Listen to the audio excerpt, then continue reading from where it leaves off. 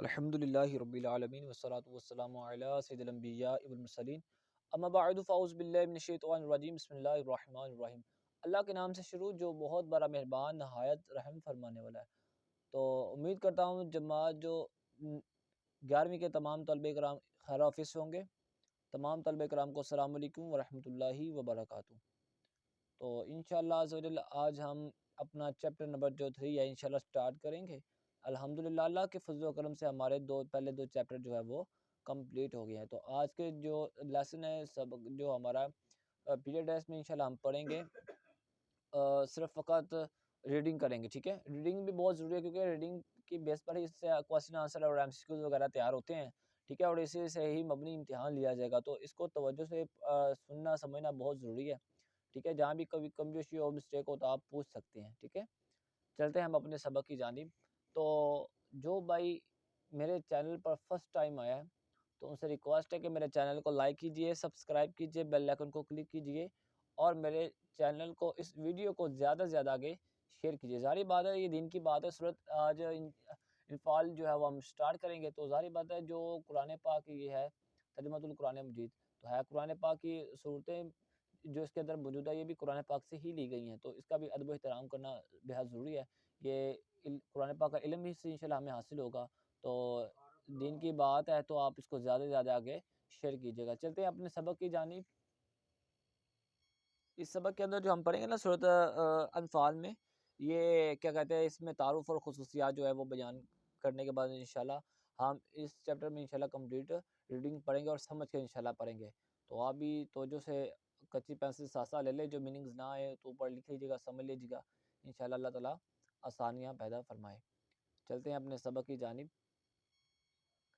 تو یہ سورۃ انفال قرآن مجید کی ترتیب کے اعتبار سے 8ویں سورت ہے، ٹھیک ہے۔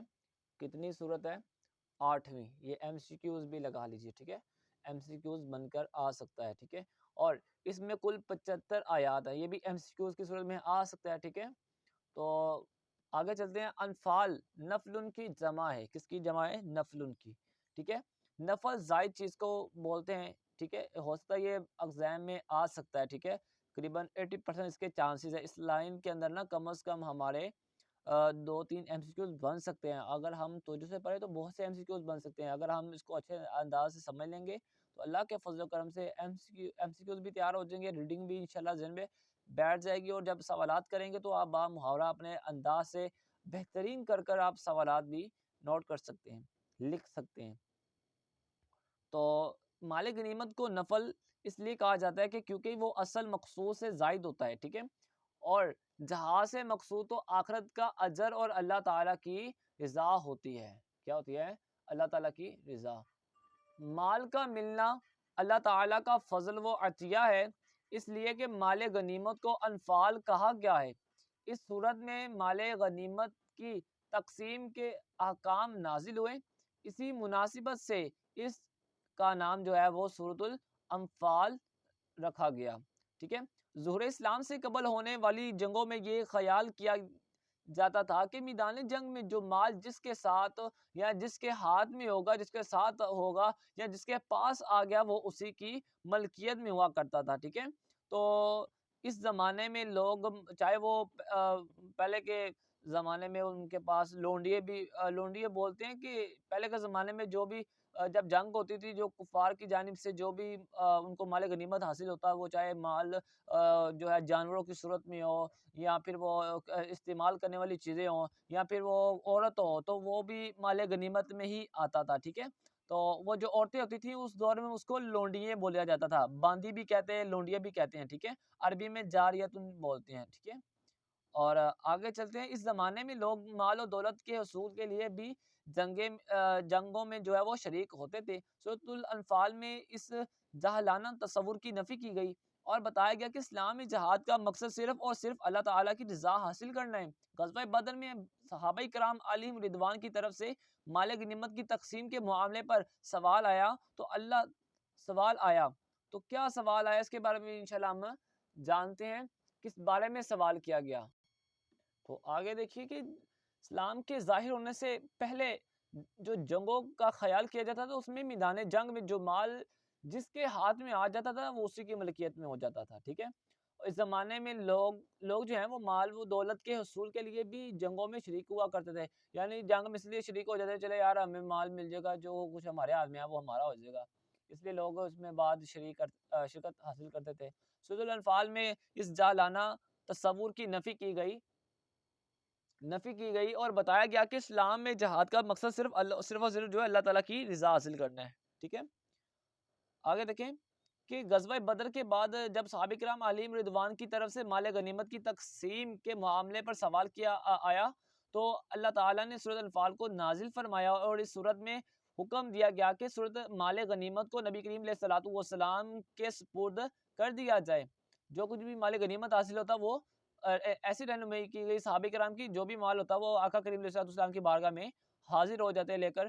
پھر اللہ تعالیٰ کے حکم کے مطابق آپ صلی اللہ تعالیٰ علیہ وسلم غزوہ بدر میں مجاہدین میں مال غنیمت کو تقسیم فرما دیا کرتے. سورۃ الانفال 2 ہجری کے لگ بھگ مدینہ منورہ میں غزوہ بدر کے بعد نازل ہوئی. اس کے اکثر مضامین غزوہ بدر اس کے واقعات اور مسائل سے متعلق ہیں. یہ جنگ اسلام اور کفر کے درمیان پہلے باقاعدہ معرکے کی حیثیت رکھتی ہے.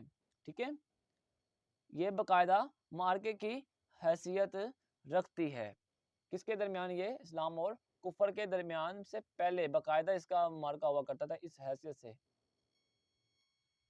آگے توجہ فرمائیے گا, جس میں اللہ تعالیٰ نے مسلمانوں کو فتح مبین عطا فرمائی, یعنی اللہ تعالیٰ نے مسلمانوں کو کامیابی حاصل عطا فرمائی اور قریش مکہ کو ذلت اور امیزش شکست سے دوچار کر دیا. جو قریش مکہ میں جو کفار رہتے تھے ان کو اللہ تعالیٰ نے نیست و نابود کر دیا. ٹھیک ہے, اور سورۃ انفال میں غزوہ بدر کے دن یوم الفرقان بھی کہا گیا. غزوہ بدر کا دوسرا نام کیا ہے؟ یوم الفرقان. ٹھیک ہے, یہ ایم سی کیوز کی صورت میں آ سکتا ہے. ٹھیک ہے, اس کو ہائی لائٹ کر لیجئے. اور فرقان کا معنی ہے حق اور باطل میں درمیان فیصلہ کر دینا.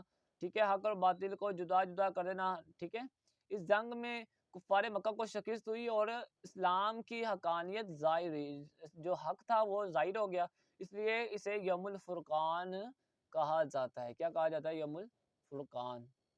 چلتے ہیں اپنے نیکسٹ سبق کی جانب, غزوہ بدر.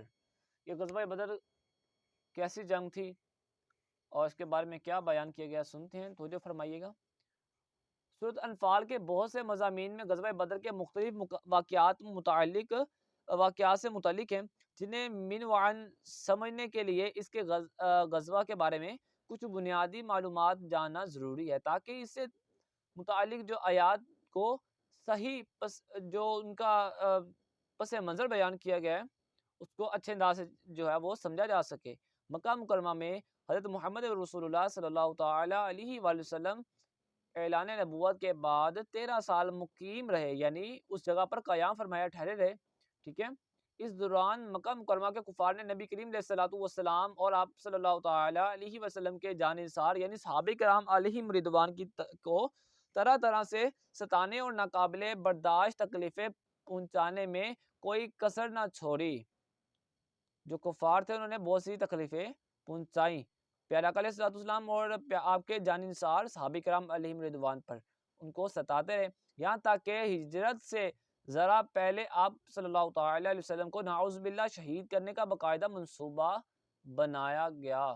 جب آپ صلی اللہ تعالی علیہ وسلم ہجرت فرما کر مدینہ منورہ تشریف لائے تو کفار مکہ مسلسل اسی کوشش میں رہے کہ آپ صلی اللہ علیہ وسلم کو وہاں بھی چین سے نہ رہنے دیں. یعنی ان کا ایک منصوبہ تھا, ایک ان کا کنسیپٹ تھا کہ کسی طریقے سے مسلمانوں کو دین سے جو ہے دور کر دیا جائے, ان کو بیزار کیا جائے. اور انہوں نے عبداللہ بن ابی کو مدینہ منورہ میں خط لکھا کہ تم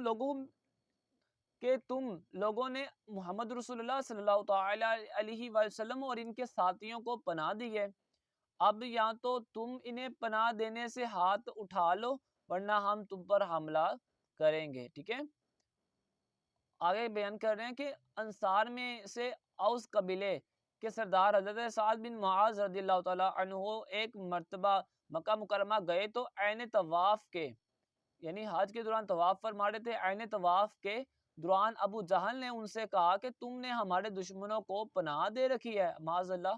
یعنی مصطفیٰ کریم علیہ السلام اور آپ کے جو جانثار صحابہ کرام ان کے بارے میں یہ بکواس کر رہا ہے ابو جہل کہ تم نے ہمارے دشمنوں کو اپنے پاس پناہ دے رکھی ہے، اگر تم مکہ میں ہمارے ایک سردار کی پناہ میں نہ ہوتے تو زندہ واپس نہیں جا سکتے تھے۔ اس دھمکی کا مطلب یہ تھا کہ اگر آئندہ مدینہ منورہ کا کوئی آدمی مکہ مکرمہ آئے تو اسے قتل کر دیا جائے۔ حضرت سعد بن معاذ رضی اللہ تعالیٰ عنہ نے اس کے جواب میں ابو جہل سے کہہ دیا کہ اگر تم ہمارے آدمیوں کو مکہ مکرمہ آنے سے روکو گے تو ہم تمہارے لیے اس سے بھی بڑی رکاوٹ کھڑی کریں گے، ٹھیک ہے؟ یعنی تم تجارتی قافلے کو لے کر جب ملک شام جاتے ہو تو اس کا راستہ مدینہ منورہ کے قریب سے گزرتا ہے، پھر ہم بھی تمہارے قافلوں کو روکنے اور ان پر حملہ آور کرنے میں آزاد ہوں گے۔ آپ دیکھ سکتے ہیں پہلے 1400 سال پہلے کی بات ہے کہ مصطفیٰ کریم علیہ السلام کے زمانہ میں جو ہے وہ بدبخت کفار جو ہیں وہ بھی آپ کو اتنا جو ہے وہ ستایا کرتے تھے، دین اسلام کو اوپر نہیں تھے آنے دیتے، اپنے انہیں پوری کوششیں کی، اور آج کے دور میں بھی ایسا ہو رہا ہے کہ جو کفار ہیں وہ ہمیں مسلمانوں کو جو ہے دین سے دور کرتے جا رہے ہیں۔ سنیے آگے کیا بیان ہو رہا ہے کہ ان حالات میں کفار مکہ کا ایک سردار ابو سفیان ایک بڑا تجارتی قافلہ لے کر ملک شام آ گیا۔ اس قافلے میں مکہ مکرمہ کے قریباً ہر فرد نے سونا چاندی جمع کر کے تجارت میں شرکت کی۔ یہ قافلہ 1000 اونٹوں پر مشتمل تھا، کئی ہزار دینار کا سامان لا رہا تھا۔ اس قافلے کی حفاظت کے لیے کئی مسلح افراد متعین کیے گئے، یعنی معین کیے گئے، چنے گئے، اور جب نبی کریم علیہ الصلوۃ والسلام کو اس قافلے کے ملک شام سے واپسی کا پتہ چلا تو سعد بن معاذ رضی اللہ تعالیٰ کے چیلنج کے مطابق آپ صلی اللہ تعالی علیہ وآلہ وسلم نے اس قافلے پر حملے کی غرض سے اسلامی لشکر ترتیب۔ جب نبی کریم علیہ السلام کو اس قافلے کی ملک شام سے واپسی کا پتہ چلا تو سعد بن معاذ کے چیلنج کے مطابق آپ صلی اللہ علیہ وسلم نے اس قافلے پر حملے کی غرض سے اسلامی لشکر ترتیب دیا تاکہ کفار مکہ کو سبق سکھایا جائے، یعنی ان کو بھی بتایا جائے کہ اس لشکر اسلامی جو ہے میں صحابہ کرام علیہم رضوان کی تعداد جو تھی وہ 1313 تھی۔ اس کے پاس کل 70 اونٹ اور دو گھوڑے اور 60 زیریں تھیں۔ اس مختصر سامان کے ساتھ آپ صلی اللہ علیہ وسلم مدینہ منورہ سے نکلے، ٹھیک ہے؟ اور جب ابو سفیان کو آپ صلی اللہ تعالی علیہ وسلم کے ارادے کا علم ہوا تو اس نے ایک تیز رفتار الچی ابو جہل کے پاس بھیج کر اس واقعے کی جو ہے وہ اطلاع دی، اور اسے جو پورا لشکر تھا اس کے ساتھ جو ہے حملہ کرنے کا جو مشورہ بھی دے دیا۔ جب ابو سفیان کو آپ صلی اللہ علیہ وسلم کے ارادے کا علم ہوا تو اس نے ایک تیز رفتار ایلچی ابو جہل کی طرف بھیج کر اس واقعے کی اطلاع دی کہ اس پورے لشکر کے ساتھ مسلمانوں پر حملہ آور ہونے کے بارے میں، کہ اس پر مسلمانوں کو شکست دی جائے، اس پر حملہ کرنے کا جو ہے وہ مشورہ کیا، ٹھیک ہے؟ مزید برآں وہ اپنے قافلے کے رستہ تبدیل کر تو بحیرہ حمر کے ساحل کی طرف نکل گیا تاکہ وہاں سے چکر کاٹ کر مکہ مکرمہ پہنچ جائے۔ ابو جہل نے اس موقع کو غنیمت سمجھ کر ایک بڑا لشکر تیار کیا اور مدینہ منورہ پر حملے کی خاطر روانہ ہو گیا۔ نبی کریم علیہ الصلوۃ والسلام کو جب خبر ملی کہ ابو سفیان تو قافلے لے کر نکل چکا ہے تو ابو جہل 1000 افراد پر مشتمل لشکر لا رہا تھا۔ جب ابو جہل کو پتہ چلا کہ مصطفیٰ کریم علیہ السلام کا لشکر تو آ رہا ہے تو ابو جہل نے بھی اپنا لشکر تیار کیا، 1000 افراد لے آیا 313 کے مقابلے میں۔ تو آپ صلی اللہ تعالی علیہ وسلم نے صحابہ کرام علیہم رضوان سے مشورہ کیا۔ یہاں سے ہمیں پتہ چل گیا کہ مشورہ کرنا، ٹھیک ہے، اچھی بات بتانا یا کسی سے یہ کوئی بات شیئر کر لینا اصلاح کے لیے، ٹھیک ہے، اس سے مشورہ لے لینا، یہ پیارے آقا علیہ السلام کی سنت مبارکہ ہے۔ دیکھ لیں آپ کے سامنے مصطفیٰ علیہ السلام، چاہے یہ جنگ کے معاملہ ہو یا کوئی بھی معاملہ ہو، تو مصطفیٰ علیہ السلام اپنے صحابہ کرام سے جو ہے وہ مشورہ فرمایا کرتے تھے، تو ہمیں بھی اسے علم حاصل کرنا چاہیے، ٹھیک ہے؟ اور سب نے یہی رائے دی، اب مشرکین سے ایک فیصلہ کن معرکہ ہو جانا چاہیے۔ بدر کے مقام پر دونوں لشکروں کا مقابلہ ہوا اور مسلمانوں کی تعداد اور ساز و سامان دشمنوں کے مقابلے میں بہت کم تھا، لیکن اللہ تعالیٰ کے فضل و کرم سے مسلمانوں کو شاندار فتح حاصل ہوئی۔ ظاہری بات ہے جب مسلمانوں کا ایمان جذبہ کامل ہو نا، وہ چاہے تعداد جتنی بھی سامنے تھوڑی کیوں نہ ہو، اسلحہ بھی کیوں نہ کم ہو، دیکھا آپ کے سامنے 2 گھوڑے تھے اور اونٹ بھی 70 تھے، اور اس کے علاوہ جو صحابہ کرام کی تعداد بھی 313 تھی، لیکن پھر بھی ان کا ایمانی جذبہ بہت بلند تھا۔ تو حالانکہ کفار کا لشکر 1000 کے قریب تھا، تو دیکھ لیں آپ کے سامنے، دیکھیں جب ایمان بندے کا پختہ ہو تو رب تعالیٰ پھر فتح عطا فرماتا ہے۔ تو ابو جہل سمیت قریش کے 70 سردار مارے گئے، ٹھیک ہے، 70 افراد گرفتار ہوئے اور باقی لوگ میدان جنگ سے فرار ہو گئے، ٹھیک ہے۔ یہ تھا جنگ بدر کے بارے میں۔ آگے چلتے ہیں اپنے سبق کی جانب کہ سورۃ الانفال جو ہے اس کے مضامین اور علمی نکات کے بارے میں انشاءاللہ مطالعہ کرتے ہیں کہ سورۃ الانفال کا مرکزی مضمون کیا ہے؟ اللہ تعالیٰ کی راہ میں جہاد کے آداب و فضائل کا بیان اور صلح و جنگ کے احکام کی وضاحت ہے۔ یہ اس کا مرکزی مضمون ہے۔ یہ کوسچن آنسر کے میں بھی آ سکتا ہے، تو ہمیں اس کو اچھے انداز سے یاد کر لینا ہے۔ اس کو ہائی لائٹ بھی کر سکتے ہیں آپ۔ آگے توجہ فرمائیے، سورۃ الانفال میں اللہ تعالیٰ نے اپنے انعامات بھی یاد دلائے، ٹھیک ہے، اور مسلمانوں نے جس جانثار کے ساتھ یہ جنگ لڑی ان کی تعریف اور حوصلہ افزائی بھی فرمائی، ساتھ ساتھ ان کمزوریوں کی نشاندہی بھی کی جو اس جنگ میں سامنے آئی۔ آئندہ کے لیے ایسی ہدایت بھی دی گئی کہ جو ہمیشہ مسلمانوں کی کامیابی اور فتح و نصرت کا سبب بن سکتی ہے۔ جہاد اور مال غنیمت کی تقسیم کے بہت سے احکام اس صورت میں بیان ہوئے۔ غزوہ بدر اصل میں کفار مکہ کے ظلم و ستم کے پاس منظر میں پیش آیا گیا، اس لیے کہ سورۃ انفال میں اس حالات کا بھی ذکر کیا گیا کہ جس میں نبی کریم علیہ السلام کو مکہ مکرمہ سے ہجرت کا حکم ہوا، نہیں جو مسلمان مکہ مکرمہ میں رہ گئے تھے ان کے لیے ضروری قرار دیا گیا کہ وہ بھی ہجرت کے لیے مدینہ منورہ آ جائیں، ٹھیک ہے۔ سورۃ انفال کے مضامین کو نکات کی صورت میں بیان کیا جا سکتا ہے، ٹھیک ہے۔ اس کے ہم اہم نکات پڑھتے ہیں، وہ کون کون سے ہیں؟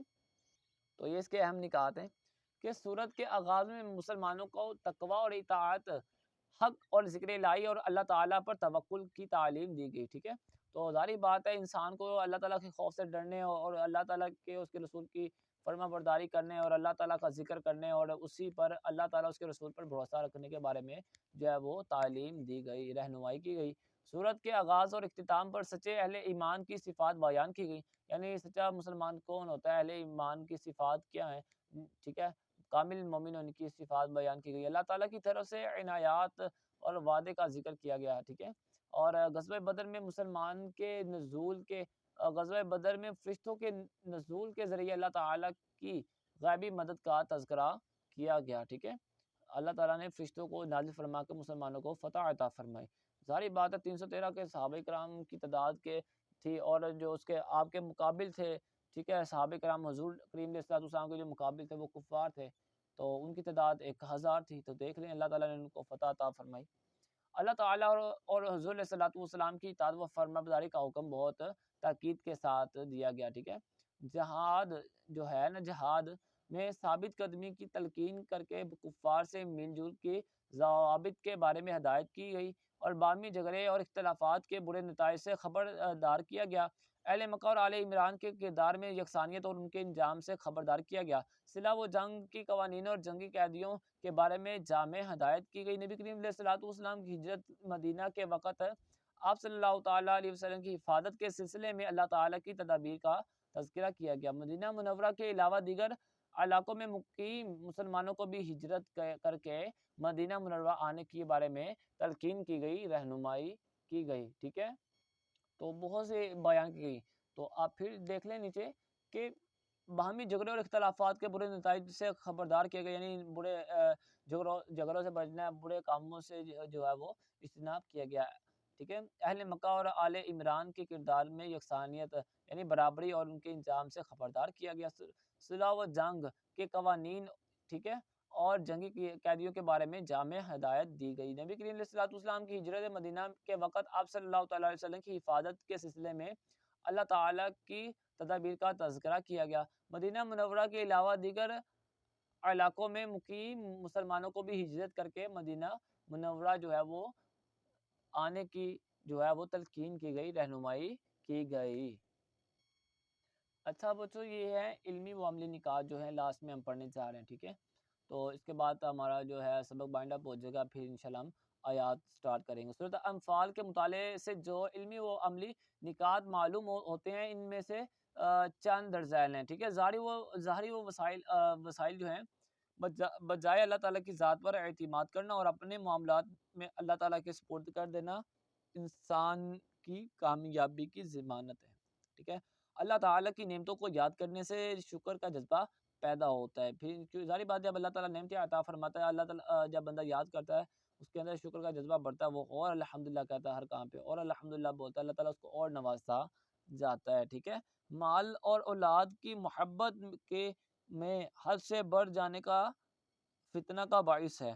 مال اور اولاد کی محبت میں حد سے بڑھ جانا فتنے کا باعث ہے۔ حق و باطل کی کشمکش کے نتیجے میں اہل حق اور اہل باطل کے درمیان فرق قائم ہو جاتا ہے، یوں ہی کھڑے ہو اور کھوٹے الگ الگ کر دیے جاتے ہیں، ٹھیک ہے؟